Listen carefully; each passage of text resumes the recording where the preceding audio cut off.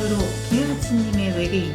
네. 아니 원래 이 전에 이제 선인장님이 엑스파일 이야기하면서 말씀하셨지만 스타게이트 하겠다고. 네. 예전에도 스타게이트를 하려고 했고 지금도 스타게이트를 하고 싶었는데 그렇게 믿음과 확신을 주셔서 네. 저는 믿고 따르고 나도 그럼 할 수 있다고 했는데 저는 정말 좀 안이한 태도가 좀 있는데 너무 뒤늦게 어떤 플랫폼에서도 스타게이트를 찾을 수 없다는 걸 너무 뒤늦게 안 거예요. 네. 어디도 없어요? 네, 지금 국내에서 볼 수 있는 곳은 없고 아마존 프라임에서 볼 수 있는 것 같기는 한데 자막이 없을 것 같아가지고 쉽게 결제하기가 그렇더라고요. 그래서 기억만으로 말을 드리기엔 너무 본지 오래되었고 그래서 참 제가 사랑하는 시리즈 중에 두 개가 이제 하나는 스타게이트, 하나는 닥터후 둘 다 이제 외계인이 나오는 시리즈인데 그쵸? 네. 그냥 다른 거 들고 왔습니다. 닥터후도 아니구나. 네.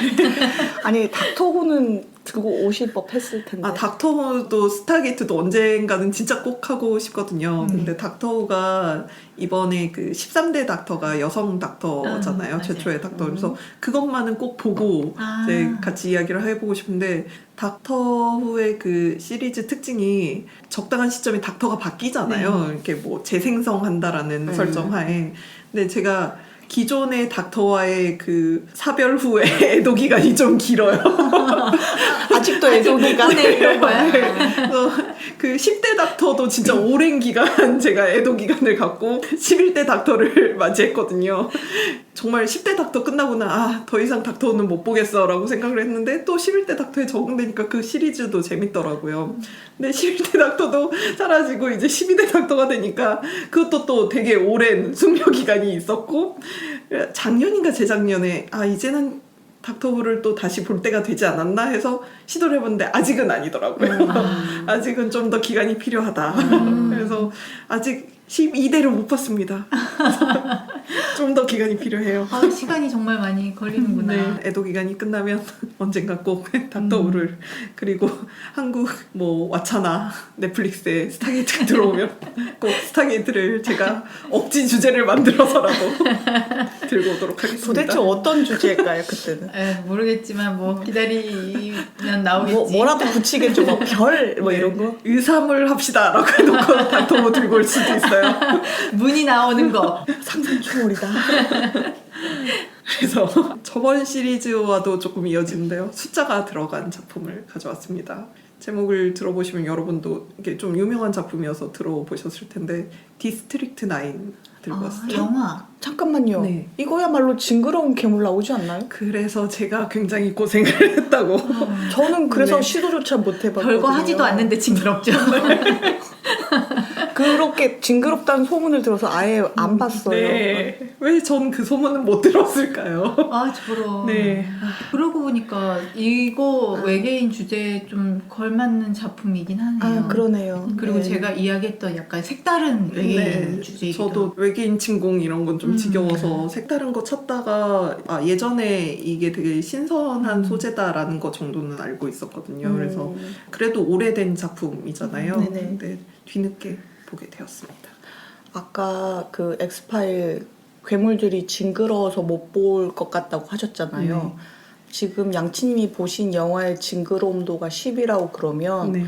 엑스파일의 그 모든 걸 통틀어서 그렇게 하더라도 3 이상이 넘지 않아요. 아니야 이거 아닙니다. 가끔씩 아니 가끔씩 5짜리가 나오긴 합니다. 가끔씩 5짜리가 나오는데 아닙니다. 징그러움의 카테고리가 달라요.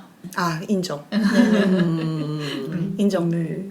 근데 이쪽은 못 견디겠던데요, 저는. 진짜 그 정도예요? 조금 클립을 봤다가 아니다 이랬는데. 저 사실 그 네. 상영 시간에 한 5분의 1은 넘겼어요.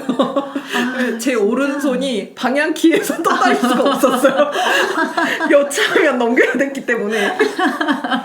그럼 나는 디스트릭트 9을 보면서 저거 좀 보기 힘들다라는 생각을 전혀 안 해봤는데 역시 최강자는 다르다. 네. 네. 여러 가지 면에서 오늘 콩님이 저랑 다른 인종이라는 걸 깨닫게 됐습니다. 저도 항상 느끼고 있어요. 네, 그러면 디스트릭트 9 소개를 해보도록 하겠습니다. 네, 디스트릭트 9은 페이크 다큐 형식을 따라가는데요. 분명히 이 허구의 사건, 허구의 인물이죠. 근데 그거를 다큐멘터리 기법으로 이렇게 촬영을 하면서 마치 실제 다큐 같은 이게 그것이 알고 싶다에 나오는 것 같은 그런 현실감을 주는 그런 촬영 기법이죠. 그래서 우리나라에서는 페이크 다큐라고 부르고 외국에서는 모큐멘터리라는 용어를 더 쓴다고 하더라고요.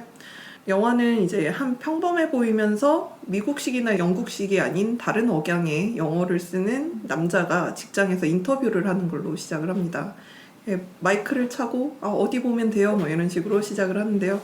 약간 인터뷰를 하다 보니까 약간은 긴장되어 있고 조금은 흥분 상태로 막 뭐 아내의 자랑도 뭐 이런 식으로 하다가 자신의 이름은 비커스 반드 메르바이며 여기는 다국적 연합 MNU 본부의 외계인 관리과다 이렇게 말을 해요.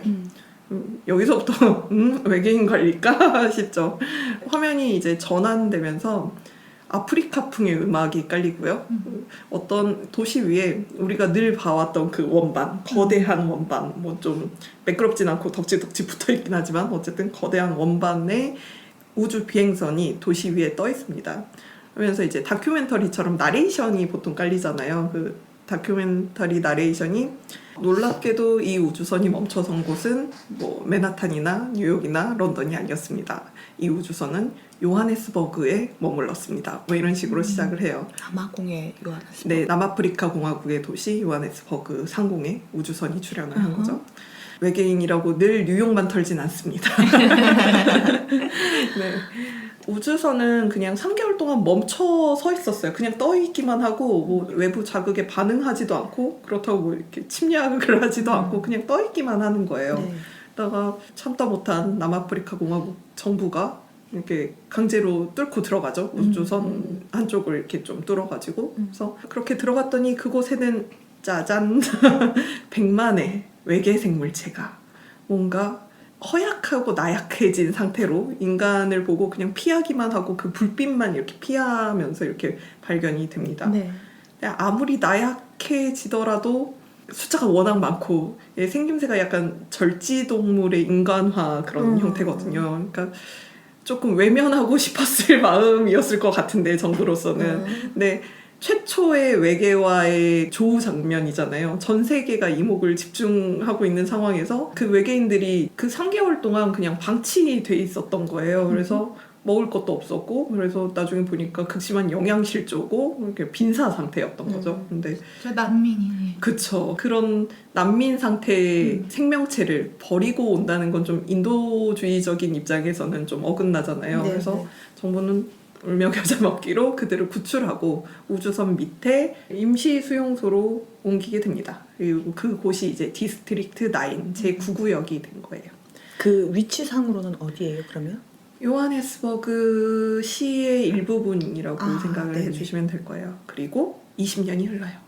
이런 그 초반의 상황 설명을 그 우주선에 진입하는 군인들의 뭐 화면 같은 거라던가 아니면 따라가서 촬영하는 것 같은 헬기에서 이렇게 잡고 있는 것 같은 흔들리는 화면이나 보도 화면 같은 그런 화면들을 보여주고 방송국의 기자라던가 아니면 대학의 교수라던가 이렇게 중간중간 등장하면서 정말 충격적인 사건이었죠. 남아공 정부는 뭐 국제 눈치를 볼 수밖에 없었을 거예요. 뭐 이런 식으로 첨언을 하는 장면을 인터뷰 장면을 같이 이렇게 내보내면서 정말 우리 인류가 외계 문명과 접촉한 거를 실제로 뉴스로 본 것 같고 뭐 그런 현실감을 주죠. 네, 그래서 20년이 흐릅니다. 20년이 흐른 후에 현재 요하네스버그는 이제 지역 주민들이 당연하게도 외계인들과 같이 사는 거에 굉장한 거부감을 갖고 있고요.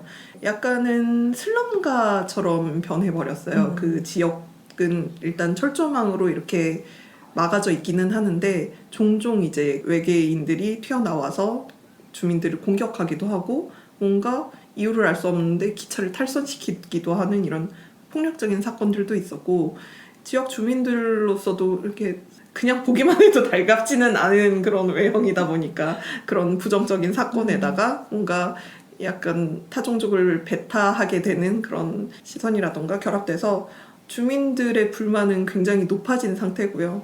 거리 곳곳마다 not welcome 하고 그 외계인 얼굴 그려져 있다던가 아니면 no non-human 이런 식으로 그려져 있다던가 뭐 외계인 출입 금지 그런 팻말들이 붙여 있죠. 그래서 마치 60년대 미국이나 이런 곳에서 흑백 차별했을 때 뭐 백인 전용 뭐 이런 식으로 써붙였듯이 그런 식으로 외계인에게 배타적인 그런 반응을 갖고 있고요. 그러면서 지역 주민들의 인터뷰가 계속 나와요. 아니 우주선 고쳐서 떠나라고 해요. 자기 집으로 돌아가라고 해요. 어쨌든 나가라고 해요. 뭐 이런 식으로 하고 바이러스를 뿌려서 죽여버리자. 뭐 이런 의견도 있고 저 외계인이 우리 아내를 납치했다. 이런 납치를 주장하는 사람도 있고 그러면서 이제 그 지역 주민들은 외계인을 프런이라고 부르기 시작했는데요. 프런은 뭐 당연히 좋은 뜻은 아니겠죠. 네, 프런은 벌레나 이렇게 중간 크기의 새우를 뜻하는 단어로 갑각류라고 했잖아요. 그래서 약간 그런 외계인의 외모를 비하하고 약간 쓰레기통을 뒤져서 양분을 섭취하고 그런 외계인들을 약간 거지 같다, 벌레 같다 이런 식으로 표현하는 비하적인 용어입니다. 그 외계인이 뭐를 먹고 살아요? 고무 같은 것도 먹고요. 네. 다양한 걸 먹는 것 같아요. 쓰레기통을 뒤져서. 그러면서 고양이 사료를 굉장히 좋아해가지고 네. 그 고양이들이 캣닙 보면 되게 반응하는 것처럼 예. 약간 각성제처럼 고양이 사료를 탐내하더라고요. 지금 와서 이야기지만 고무 같은 것도 먹는다면 전 세계가 지금 플라스틱이나 그런 쓰레기 위험에 처해 있지 않습니까? 네. 그걸 먹이로 삼는 외계인들이라면 엄청나게 도움이 될 웰컴 텐데 이렇게 되나요? 각 나라에서 뭐 받으려고 하는 거 아니에요? 네, 그래서 시민들의 불만이 이렇게 계속 높아져만 가니까 정부는 결국 요하네스버그 시 외곽으로 그 외계인 거주 구역을 옮기려고 하거든요. 근데 이제 외계인 숫자가 굉장히 많습니다. 100만이고 20년 동안 더 늘어나서 거의 막 200만 가까이 이렇게 되니까. 그래서 정부 혼자만으로 하기는 힘들어서 결국 다국적 연합 MNU에 의뢰를 하게 됩니다. 아까 그 비커스가 인터뷰했던 그 곳이죠. 예. 외계인들의 퇴거의 현장지로 이제 비커스가 낙점이 되는데요. 다큐 화면은 여러 명이 있는 그런 회의실에서 이 현장지를 비커스가 맡기로 하였다라고 발표된 순간과 뭐 당황하지만 기뻐하는 비커스의 얼굴 그리고 동료들이 이렇게 축하하는 장면들을 잡아줘요. 그런 다음에 비커스 어머니의 인터뷰가 나와요. 좀 모자라긴 했지만 정말 착한 아이였어요. 이 뭔가 전형적인 뭔가 일어난 것 같죠. 예, 그리고 아내의 장면도 이렇게 합니다. 뭐 데이트 했을 때 뭔가 물건들을 만들어주고 했던 그 다정했던 모습을 이야기한다던가 그 사건 이후로 남편의 물건들을 그들이 다 가져갔지만 그래도 제가 주장을 해서 다 돌려받았다. 뭐 이런 주장. 그리고 그 당시 비커스의 후배였던 사람의 인터뷰도 나오는데 그 후배는 무슨 일이 있었는지 죄수복을 입고 이 영상을 보는 사람들이 모두 교훈을 얻었으면 좋겠다. 이런 식으로 이야기를 하죠. 뭔가 사건이 일어났어. 비커스는 지금 뭔가 좋지 않은 상태야. 여기까지는 추측을 하게 되는데 근데 또 다른 사람들의 인터뷰를 보면 아 처음부터 그 사람은 게으르고 별로 좋지 않게 생각했다. 끔찍한 짓을 저질렀다 라든가 그런 사람이 그런 짓을 저지를 거라고는 생각도 못했다. 뭐 이런 식으로 동료들의 좀 부정적인 인터뷰도 나옵니다. 그런 불안한 마음을 안고 이렇게 보는데 비커스는 그냥 해맑게 그래도 약간 우두머리가 된 거잖아요. 그러니까 흥분 상태로 현장 지휘를 하러 가요. 그래서 좀 아무래도 무력이 좀 필요하니까 외계인들이 훨씬 인간보다 좀 체구는 크거든요. 아, 그래요? 네, 그리고 약간 외모 묘사를 하자면 그 갑각류가 인간화된 것 같은데 팔다리는 굉장히 가늘고요. 그러면서 손발 같은 건 또 굉장히 커요. 그리고 머리는 약간 두개골이 보일 것 같은 그런 두상에 입에는 약간 그 촉수 같은 수염같이 촉수같이 나 있어요. 네. 썩 달가운 외모는 아니죠. 네. 근데 아무래도 인간보다 굉장히 체력적으로 우월하고 그냥 발길질 한 방에 사람이 그냥 벽으로 날아가고 그러거든요. 그래서 무력이 필요해서 중무장한 용병들을 데리고 비커스는 이제 디스트리트 9을 방문합니다. 그 퇴거 소식이 전해지니까 이제 온갖 데서 언론들이 취재를 하러도 왔고요. 그리고 인권단체들도 이제 항의 피켓을 들고 이제 시위를 하고 있어요. 그 비커스가 처음 등장했을 때부터 좀 어수룩해 보이거든요. 이게 중간에 그 MNU 이사의 사위라는 사실도 이제 밝혀지거든요. 그래서 아 이게 좀 백으로 낙하산으로 들어왔나라는 생각도 들고, 근데 현장 근무를 제법 했는지 이제 프런들에 대해서도 잘 알고 있고요. 융통성 있게 일을 잘 처리를 합니다. 융통성이라기보다는 조금 뭔가 유야무야 억지로 일을 하는 것 같기도 한데, 이제 그 비커스가 하는 일이 주로 퇴거 통지서에 서명을 받아내는 일인데 전체적으로 외계인들이 좀 지능이 낮아요. 좀 단순하고 영화에서 정확히 설명은 안 돼 있는데 인간의 언어를 쓰진 않거든요. 이렇게 뭐 쉬쉬 뭐 이런 소리, 뭐 기계 같은 소리기도 하고, 뭐 벌레의 그 공명 소리 같기도 하고 그런 소리를 하는데 의사소통이 돼요. 인간은 인간의 어로하고 그 프런들은 프런들의 그런 소리를 내는데 이렇게 의사소통은 되거든요. 그 중간중간 학자들의 인터뷰가 나오는데 학자들이 지구에 온 외계인들은 아무래도 노동자 계급 같다. 그리고 쟤네들은 뭔가 지배계층이 명령을 하거나 뭐 그러면 따르는 데 익숙하지 스스로 주체적으로 뭔가 사고를 하거나 이런 애들은 아닌 것 같다라고 추측을 하고, 뭔가의 이유로 걔네들한테 명령을 내릴 그런 지배계급들이 지금 현재 사라진 상태 같다라고 추측을 하고요. 그래서 아이들이 좀 단순하고 뭔가 사회적인 개념도 잘 없죠. 그래서 퇴거 통지서에 서명을 받아내려고 하는데 사실 퇴거가 뭔지도 모르고 그래서 이게 니네 집인데 니네 집에서 나가야 돼 라고 하는데 이거 우리 집 아닌데 우리 집은 저 별에 있는데 막 이런 식으로 애초에 말이 안 통하는 거죠. 그러면 이제 비커스는 아 그래 여기 니네 집 아니야? 니네 집이었으면 내가 이거 고양이 사료 좀 주려고 했었는데 그러니까 바로 아 우리 집 맞아 그러면서 이렇게 서명을 뭔지도 모른 채 서명을 하고, 되게 반항적이기도 해서 이제 말 듣기도 전에 그냥 서류 내밀면 그냥 서류를 이렇게 손으로 치고 이렇게 들어가 버리면은 비커스는 서류에 손 닿았어 서명한 거야 뭐 이런 식으로 그냥 억지를 부리고 이렇게 들고 가죠.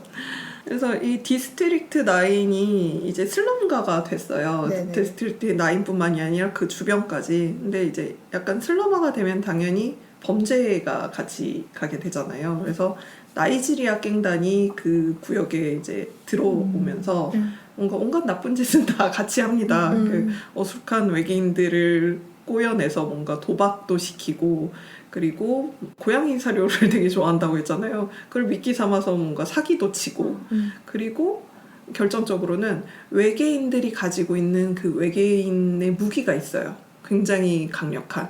그 무기들을 이렇게 갱들도 가지려고 하고, 사실 그 비커스가 일하는 MNU가 세계 2위의 군수업체예요. 그러니까 거기도 이렇게 인도주의적인 입장에서 외계인들을 관리한다기보다는 그 무기를 어떻게든 수거를 해서 이용을 하려고 하는데, 근데 이 무기가 굉장히 위력적인데 인간의 손에서는 사용이 안 되는 거예요.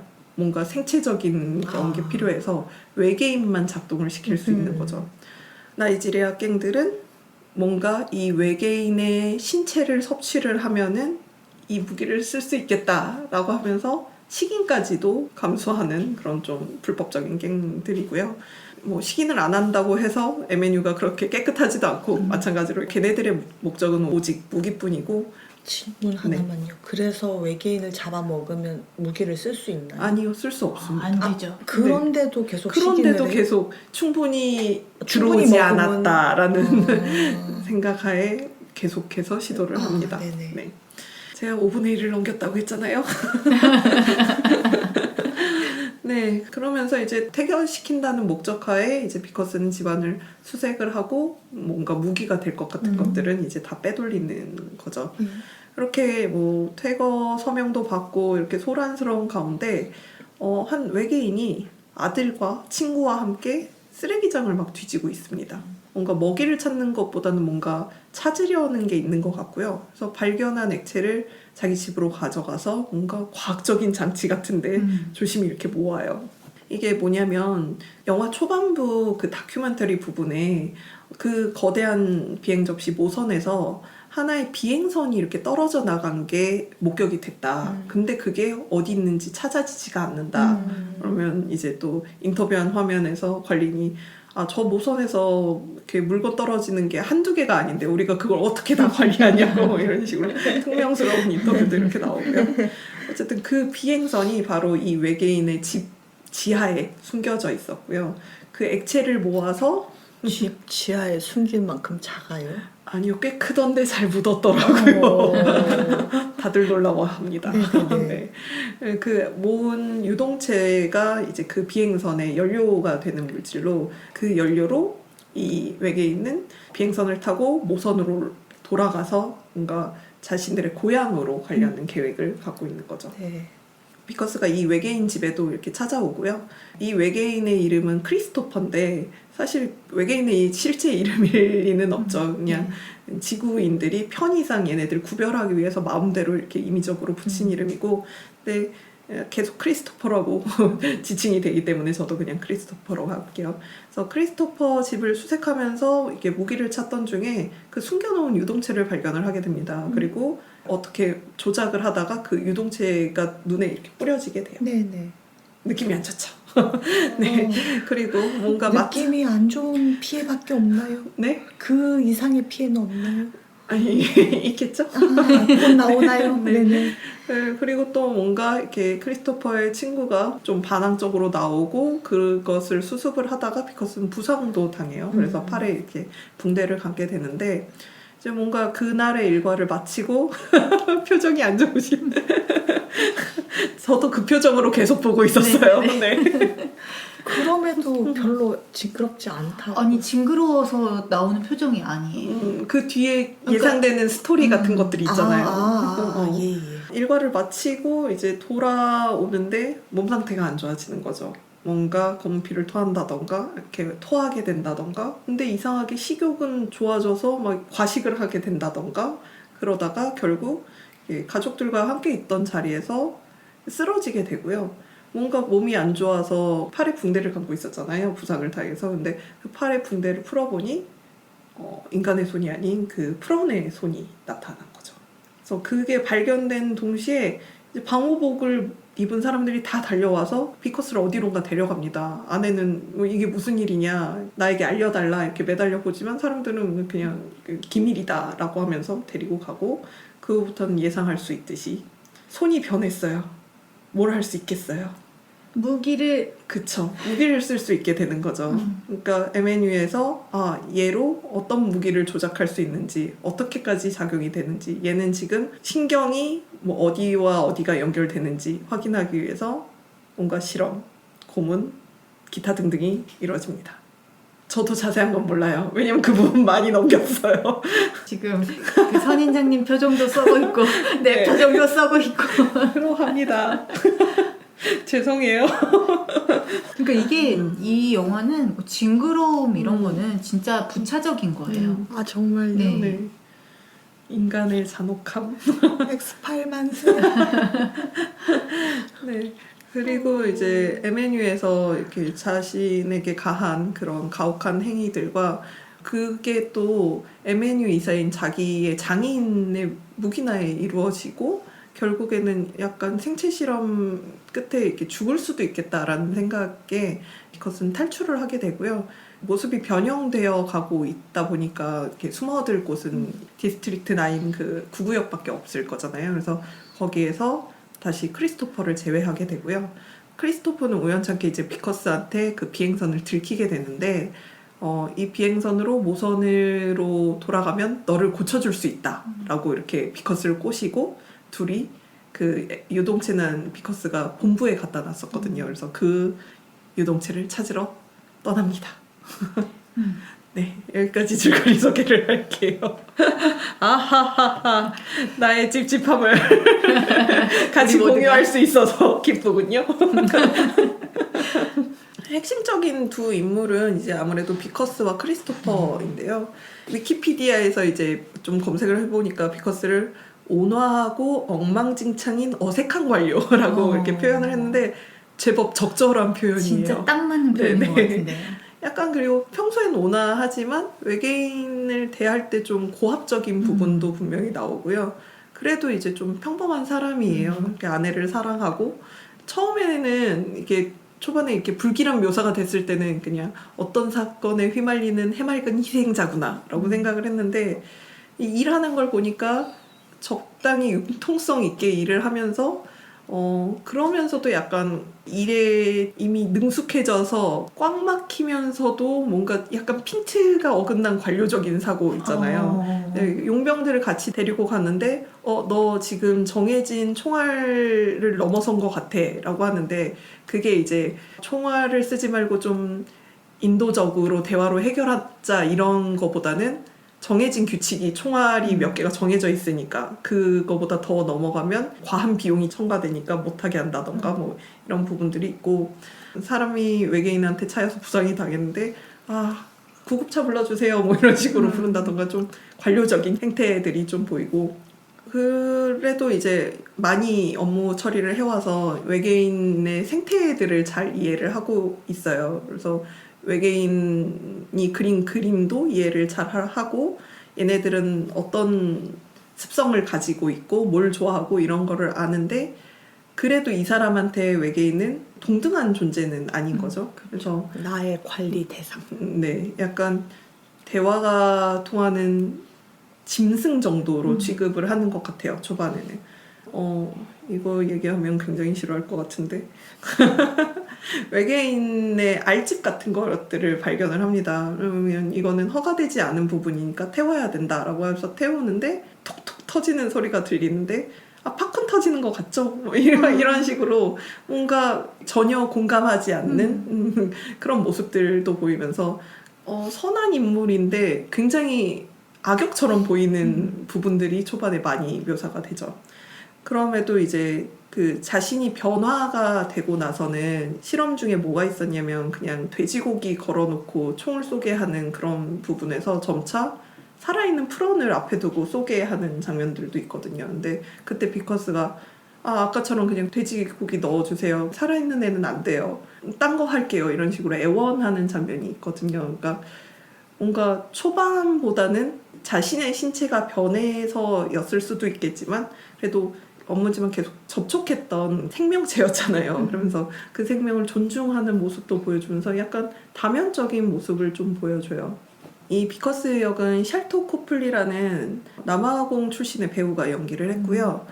남아공 출신이군요. 네, 여기에 출연하는 주연급인 배우들 모두 남아공 출신의 배우고 그 지역에서 사용되는 실제 억양의 영어를 구사하고 있습니다.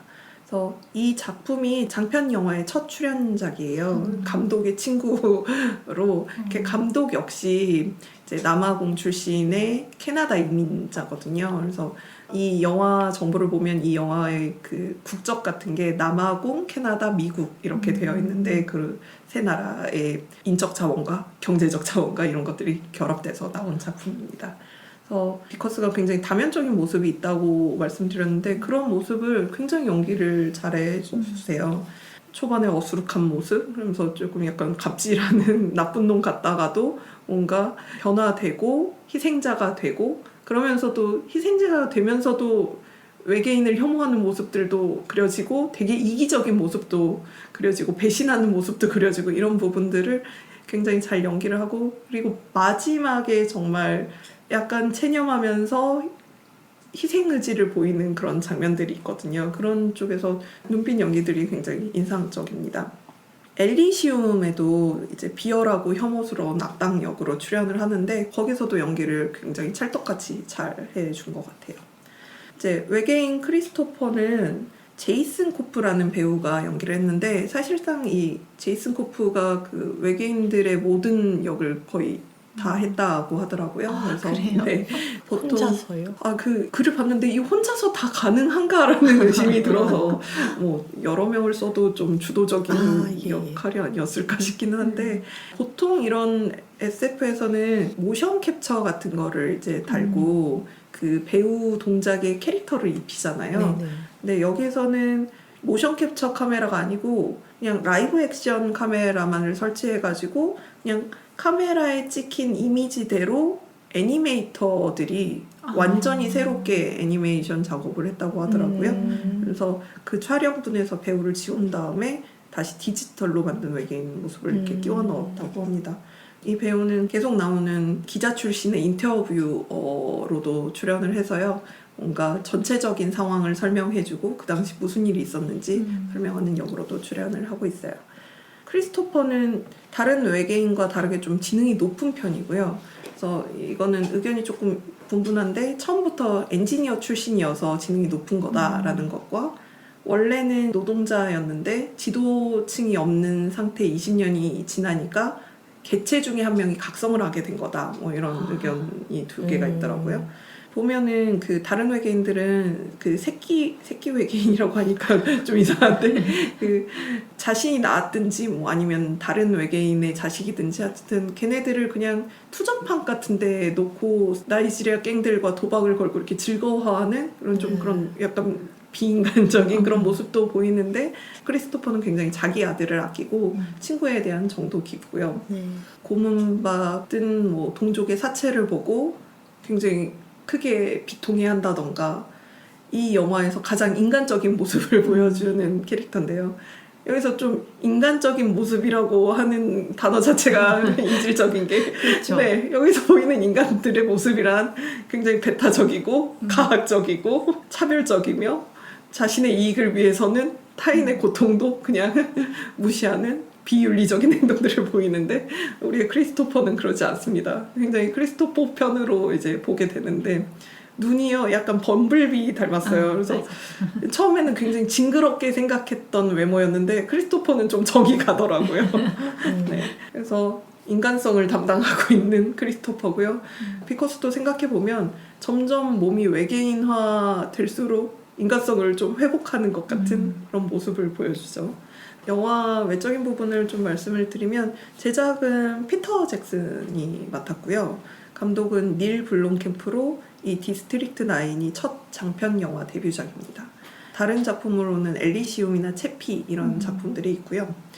피터 잭슨이 헤일로 영화화를 하려고 했었어요. 그래서 유니버설 스튜디오와 폭스 쪽에서 제안을 해서 그거의 제작을 맡고 영화화를 하려고 했는데 여러 감독들을 뒤지다가 이미 헤일로에 관련된 단편 영화를 작업을 한 블롬캠프를 발견을 하게 되고요. 그래서 둘이 이제 쿵짝이 잘 맞아서 으쌰으쌰 헤일로 영화 잘 만들어 보세요 이렇게 하던 와중에 제작사의 불화로 제작 자체가 무산이 됩니다. 근데 이제 이미 둘은 많은 구상들을 같이 해놓은 상태고 이 아이디어를 좀 써먹을 다른 오리지널 영화는 없을까라고 고민하던 중에 이제 블롬캠프가 자신이 만들었던 얼라이브인 요하네스버그라고 거의 이 영화랑 비슷한 내용의 단편 영화가 있었어요. 그래서 그거를 이제 장편 영화 하기로 했고요. 작품의 메시지는 비유적이지만 굉장히 그냥 다이렉트하죠. 네. 바로 외계인이라는 소재를 뭔가 사회적 소수자들로 바라보는 그런 시선은 뭐 여러 작품에도 있어 왔는데 여기서는 이제 이 영화의 배경이 남아프리카 공화국이라는 점에서 아무래도 당연하게도 남아공에서 있었던 20세기 후반까지 있었던 오랜 인종차별 정책 아파르테이트를 떠올릴 수밖에 없고요. 이름마저 디스트릭트 9이잖아요. 네. 실제로 이제 디스트릭트 6라고 남아공의 그런 거주 지역이 있었는데 아파르트 헤이트 정책의 하에 유색인종들을 강제 이주시켰던 그런 역사가 있었던 지역입니다. 그래서 1970년대 남아공 정부가 인종이 다른 종족들 간의 교류는 분쟁의 원인이 되고 이들을 분리시켜야 된다. 라는 이상한 논리 하에 이 지역은 기존에 범죄가 많았고 슬럼화되고 갱생이 불가능하니까 정리할 필요가 있다. 거기에 있던 유색인종들을 다른 구역으로 옮기게 하거든요. 근데 실제로는 그 당시에도 이건 그냥 말도 안 되는 그냥 핑계고 그냥 도심과 항구에 가까운 요충지라 그냥 백인들이 쓰고 싶었던 거다라는 주장이 더 많고요. 디스트릭트 6에 살고 있던 6만이 넘던 유색인종들이 25km 떨어진 흑인 거주 지역으로 강제로 이주하게 됩니다. 그리고 이제 디스트릭트 6는 백인 지역으로 선언을 하게 되거든요. 근데 6고 9이잖아요. 이제 숫자만 이렇게 바꾼. 그래서 너무나 뻔하게 사람들이 그냥 직관적으로 이해할 수 있게 그때 당시에 뭔가 인종차별과 이 외계인을 바라보는 시선이 굉장히 유사하구나 이런 걸 느낄 수가 있고요. 그 영화 처음 시작할 때 사람들이 외계인에 대해서 이제 불평을 하는 그 인터뷰들이 나오는데 그 원작이 된 감독의 원래 단편 영화에서도 똑같이 사람들이 인터뷰를 하는데 그건 이제 배우들의 연기가 아니고 실제 사람들의 인터뷰 장면인데 다만 질문이 좀 바뀌었다고 해요. 그게 그 당시 남아프리카 공화국으로 이주를 해오던 뭐 나이지리아 난민들이나 그런 사람들에 대해서 어떻게 생각하느냐라고 했는데 그들 때문에 우리 삶이 더 불안정해졌다, 위험하다, 그들을 받아줘서는 안 된다, 뭐 이런 인터뷰들이 감독은 난민들을 보는 시선이나 외계인과 만났을 때 그 외계인을 보는 시선들이 닮아 있을 거다라고 생각을 했고 실제로 비슷한 뉘앙스로 인터뷰가 찍히게 된 거죠. 영화 촬영은 실제 요하네스버그에서 촬영이 됐고요. 주요 촬영지인 소웨토의 치아벨로 지구는 사람들이 강제 이주 당한 빈곤 지역으로 대부분의 사람들이 정부 보조금을 받는 약간 슬럼에 가까운 동네고요.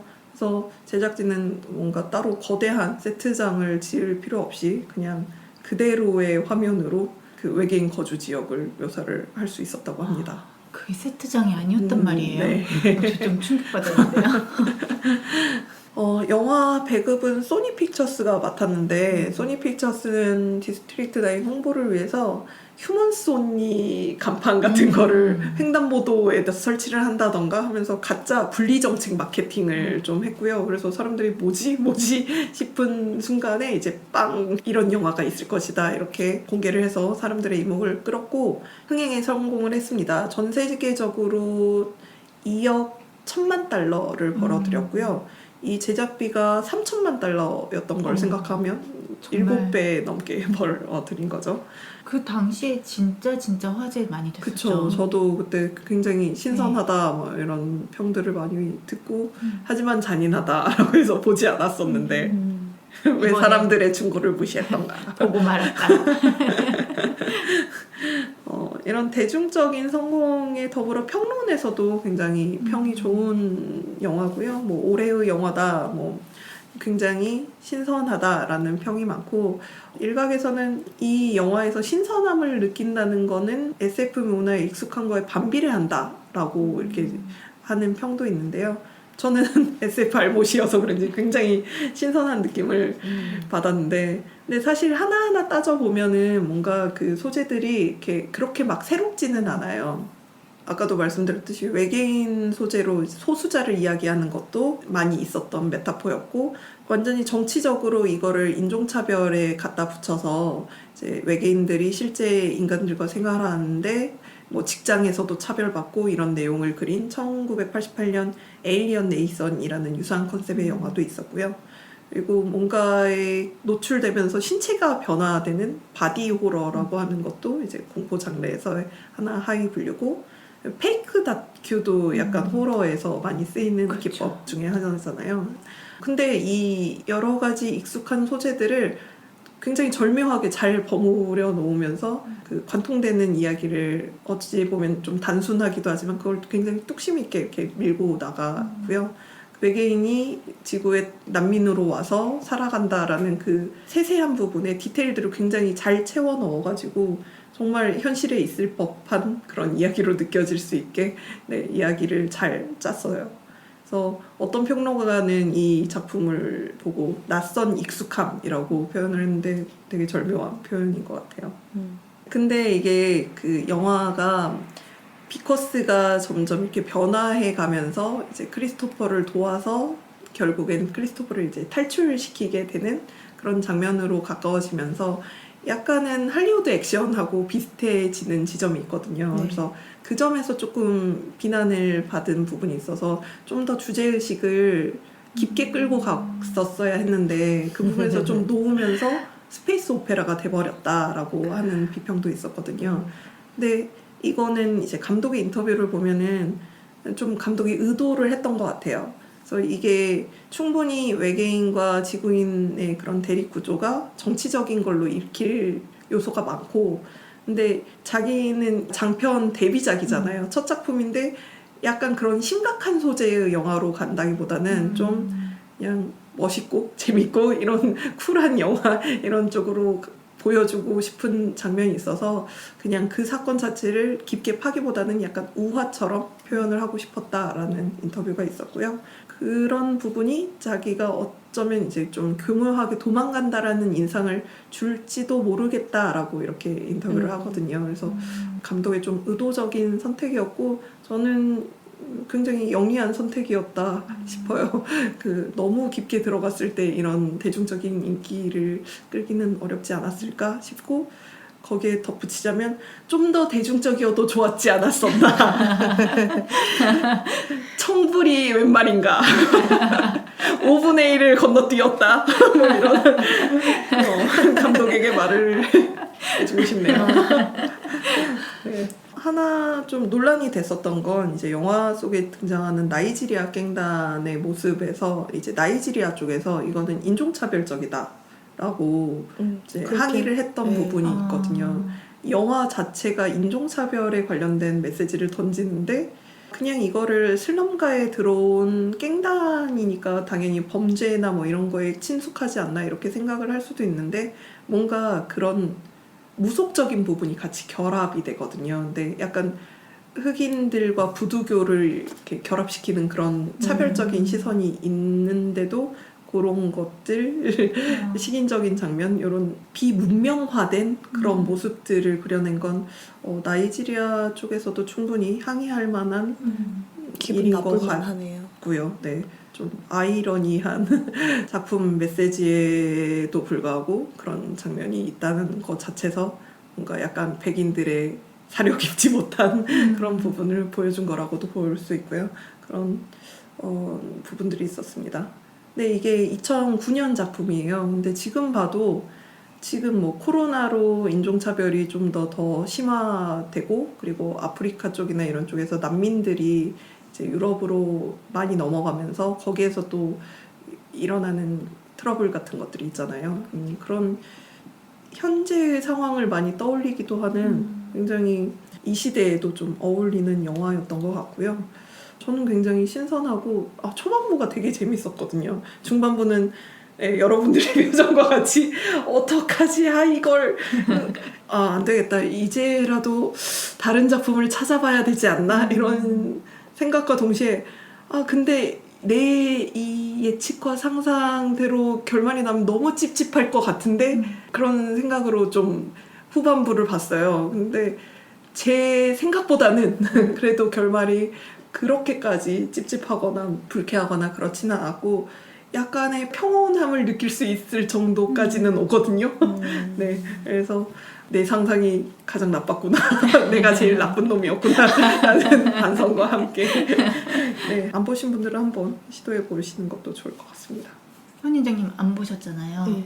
아직도 그런 어떤 비주얼 때문에 좀 보고 싶지 않으신가요? 저는 근데 비주얼 때문에 처음에는 거부감을 느꼈는데 사실 딱 초반에 메시지 자체가 뉴욕이 아니라 요하네스버그라고 할 때부터 메시지 자체는 너무나 명확하잖아요. 네, 주제의식이 있는 영화를 좋아하는 편이라고 생각을 했는데 이거는 안 땡기지 않네요. 네. 저는 이게 되게 유명했는데 정말 여기저기서 사람들이 다 디스트릭트 9 이야기를 엄청 했었단 말이에요. 그럼에도 불구하고 좀 왠지 땡기지 않아서 좀 미루다가 살짝 늦게 봤어요. 한 2, 3년 지나서 본 것 같아요. 근데 그 중간에 주인공이 무기를 사용할 수 있게 된 순간부터 고통받는 그 네. 부분이 저는 너무 힘들었어요. 그쵸. 아예 그냥 픽션이지 이렇게 좀 봐야 되는데 원래 그걸 잘 못해요. 너무 감정을 이입해서 보는 것 같아요. 그리고 그 영화가 굉장히 현실적으로 찍어놨어요. 맞아요. 그리고 비주얼도 우리가 UFO 뭐 비행사원을 생각하면 되게 삐까뻔쩍한 그런 거일 법한데 여기 좀 그렇지 않잖아요. 약간 고철 덩어리 느낌도 나고. 그런 것들이 좀 더 사실적으로 다가오고 말씀하신 것처럼 캐릭터가 좀 어수룩하고 부족한 듯한 평범한 사람? 뭐랄까 현실에 있을 법한 사람처럼 다가오기 때문에 그런 거를 그냥 픽션을 즐기는 마음으로 봐지지가 않는 거예요. 그래서 지금 이야기를 들으면 크리스토퍼가 어땠더라 한번 다시 보고 싶다라는 생각이 들면서도 그 부분을 내가 다시 잘 볼 수 있을까 하는 의심이 좀 드네요. 방향키 위에 오른손을 두시고. 근데 2009년이라는 거 듣고 깜짝 놀랐는데 제가 그 영화의 비주얼 같은 걸 생각해 보면 그렇게 옛날 것 같은 느낌이 아니에요. 네, 이질감도 없어요. 그래픽이 잘 돼 있어가지고. 네. 저는 조금 그 부분을 잘 소화할 수 있을 것 같은 생각이 들면 한번 다시 시도해 보고 싶어지네요. 네. 음. 영화 자체는 굉장히 좋아요. 네. 근데 저도 쉽게 권하지는 못하겠어요. 근데 중반까지 이렇게 이야기를 들었을 때 이 표정이라면 차라리 결말을 보는 게 속이 시원하고 뭔가 마음의 평온을 얻을 수 있습니다. 네, 정말입니다. 제가 이 표정으로 정말 중반까지 보고 있었다니까요. 선인장님이 표정이 바뀌질 네. 않아 지금. 근데 또 하나 더 물어보고 싶은 거는 이런 디스트릭트 9처럼 우주선이 왔는데 얘네가 난민 같은 애들이야. 생존을 위해서 여기 그냥 멈춰 있는 상태. 그런 경우에는 받아주고 이렇게 해야 되는 게 맞는 걸까요? 어려운 질문이네요. 여기에서는 사실 그 외계인들이 인간에게 끼치는 피해를 어느 정도 인류가 이렇게 통제 가능한 범위에 있었잖아요. 그렇죠. 근데 스페인들이 이제 남미를 침략하면서 네. 전쟁보다 오히려 그들이 갖고 있었던 뭐 병원균 때문에 뭐 남미가 몰살했다라는 네. 의견도 있는 것처럼 뭔가 우리가 감당할 수 있을까라는 생각은 조금 들어요. 저도 그 지점이 제일 좀 걱정이 되는 부분이라고 생각을 하는데 지금 우리는 코로나 바이러스 이거 하나도 못 잡아가지고 진짜 그러게요. 이제 거의 1년이 가까워지는 시간 동안 되게 힘들어하고 있는데 다른 어떤 외계에서 온 우리가 한 번도 접해보지 못한 그거를 과연 우리가 감당할 수 있는가. 하지만 그들이 또 도움을 요청하는 상황이라면 어떻게 해야 되는가. 그렇죠. 어려운 주제인 것 같아요. 결정을 뭔가 한다는 것 자체가 불가능한 문제일 수도 있을 것 같아요. 그러면서도 그런 우주선까지 몰고 온 애들이 우리의 도움을 요청할 리가 있겠어? 라는 생각이 우리보다 훨씬 더 과학 수준도 뛰어날 텐데 그래서 그런 생각도 들어요. 저 정도까지 발전한 그런 문명이 그렇게 그 많은 영화에서 나온 것처럼 그냥 침략을 그냥 당연하듯이 할 것인가? 좀 더 우리와는 다른 그런 공격적인 대화보다는 뭔가 좀 더 공생하는 쪽으로 네, 그런 쪽으로 우리보다 정신적으로 정말 발전해 있는 고도로 진화되어 있는 존재들이라면은 훨씬 더 성숙한 선택이나 그러니까 어느 누구 하나 뭐 피해 입을 것 없이 좀 더 좋아질 수 있는 선택을 할 수 있는 게 아닌가. 저는 그 엑스컴의 유전자 클리닉 센터 같은 것도 그런 거를 만들 수 있다면 그런데 인류에게서 뭔가를 뽑아가고 싶다. 그러면 좋은 딜을 할 수 있는 게 아닌가. 그렇죠. 굳이 전멸시킬 필요가 있나? 솔직히 만약에 전멸을 시킨다면 그거는 본인들한테도 안 좋은 거 아닐까. 그런 생각을 하게 되네요. 애초에 뭐 노동자로 쓸 필요 없이 그냥 안드로이드나 인공지능이 다 그렇죠. 해줄 텐데 굳이 침략해서 그런 뭐 생각도 들고 발전된 기술이 있다면 그런 식으로 써도 될 텐데. 방금 이제 생각이 났는데 이영도 작가의 SF 단편 중에 카와이 판돈 번역에 대하여라는 작품이 있어요.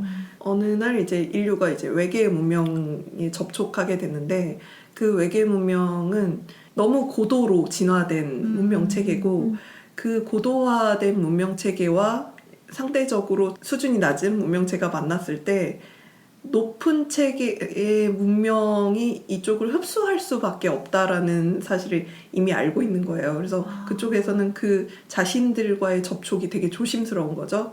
그러면서 현재 인류와 어느 정도 비슷한 수준의 다른 외계 문명을 짝을 지어줘요. 그러면서 서로 교류를 하면서 우리 수준까지 올라와라 뭐 이런 설정의 단편이 있었거든요. 너무 한 번에 여기 오기는 네. 너무 갭이 크니까 좀 줄여라. 네네. 그러면서 어쩌면 좀 순진한 나이브한 상상일 수도 있기는 하겠는데 저는 약간 그런 태도의 외계와의 접촉 이런 스토리들이 조금 마음에 들더라고요. 내가 SF 장르를 그렇게 많이 파지 않기 때문에 몰라서 그렇지 찾으면 전형적이지 않은 외계인 이야기를 다룬 작품들도 많이 있을 것 같아요. 네. 요새 또 한국 SF가 굉장히 붐이고 맞아요. 네. 그래서 많은 좋은 소설들도 나오는 것 같아서 그런 쪽 찾아보시는 것도 좋을 것 같아요. 최근에 나온 그 우리나라 정세랑 작가님의 지구에서 하나뿐이라는 작품도 남자친구가 알고 보니 외계인이었다는 아하. 그런 내용인 걸로 알고 있거든요.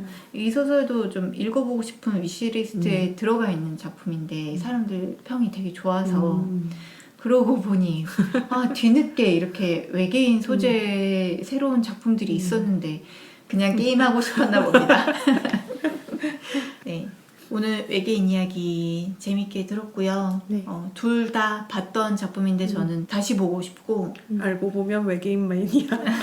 알고 보니 그리고 저는 그 제가 수많은 게임 이야기를 했지만 그 중에 처음으로 되게 양치님이 해보겠다고 하셔서 좀 가장 좋기도 하네요. 긍정적으로 반응했던. 네. 네. 저는 당연히 콩님이라면 에일리언 시리즈 들고 오겠구나라고 했다가 네. 게임이라서 역시 라고 했는데 예, 정말 좀 재밌어 보일 것 같고 중간중간 빡친 포인트 때문에 이렇게 투스텝씩 뒤로 이렇게 물러났었는데 그래도 좀 호기심이 생기긴 하네요. 네, 정말 그 게임은 꼭 해보겠습니다. 네, 화이팅입니다. 네, 여러분 모두 오늘 또 수고하셨고요. 저희는 다음에 32화로 돌아오겠습니다. 들어주셔서 감사합니다. 감사합니다.